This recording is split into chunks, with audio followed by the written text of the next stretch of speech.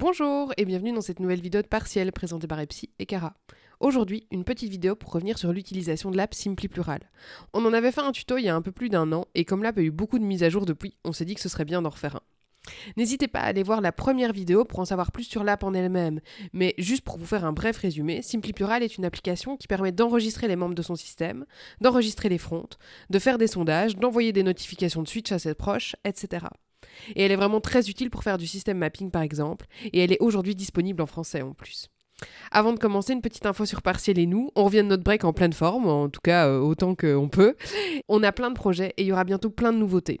Malheureusement, ce sera un peu moins vite qu'on a prévu parce que l'ordinateur d'Epsi est actuellement en réparation pour une durée indéterminée, donc voilà. C'est parti pour le tuto. Depuis notre première vidéo, Simply Plural est évidemment disponible sur iOS en plus d'Android, mais la grande nouveauté, c'est sa version web. On vous met le lien en description. La version web et l'app mobile fonctionnent exactement de la même façon et les deux se synchronisent automatiquement sans problème.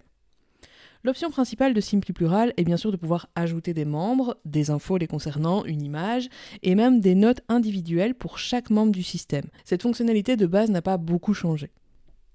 Il y a quand même une nouveauté très sympa concernant les informations sur les membres. Il est possible d'ajouter des champs personnalisés. En allant dans la roue des paramètres en haut à droite, puis dans Champs personnalisés, vous pouvez modifier et réorganiser les infos sur les membres.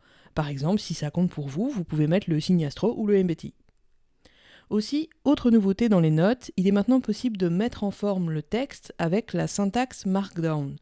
Vous pouvez du coup mettre en gras, en italique, mettre des titres, etc. avec des symboles spécifiques comme ceci.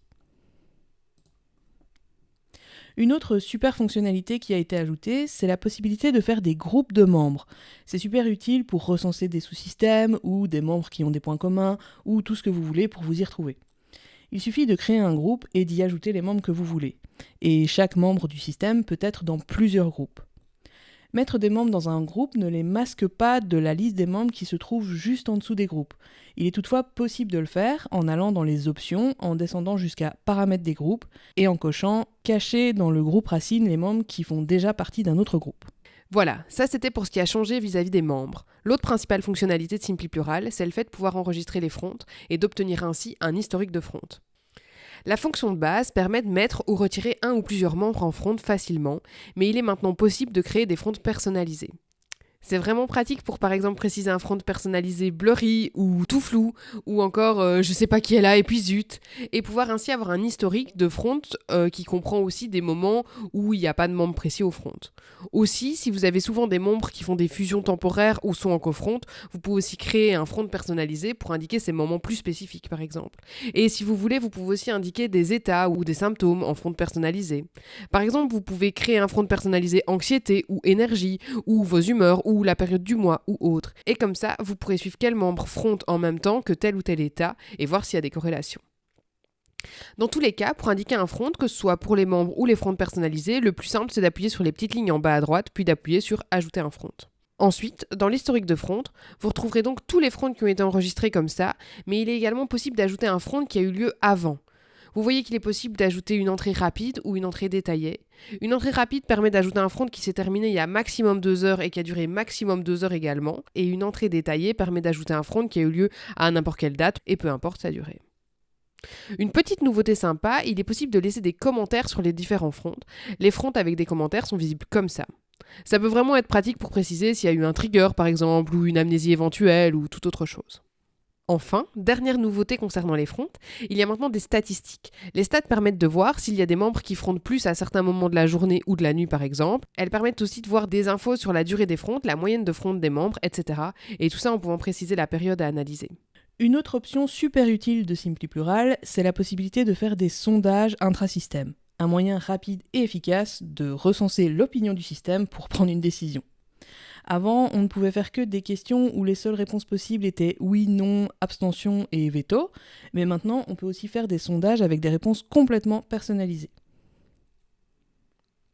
Concernant les amis, ça n'a pas beaucoup changé. Il est toujours possible d'ajouter des amis et de paramétrer quel ami peut recevoir une notification de switch ou voir ou non les membres, les infos de chaque membre individuellement, ainsi que les fronts.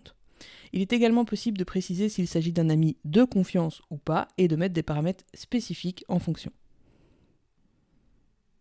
Enfin, dans le menu, vous pouvez voir qu'il y a maintenant des liens utiles, un onglet qui contient des liens utiles. Ce sont différentes ressources, surtout en anglais évidemment. Il y a par exemple de Plural Association qui soutient financièrement Simply Plural.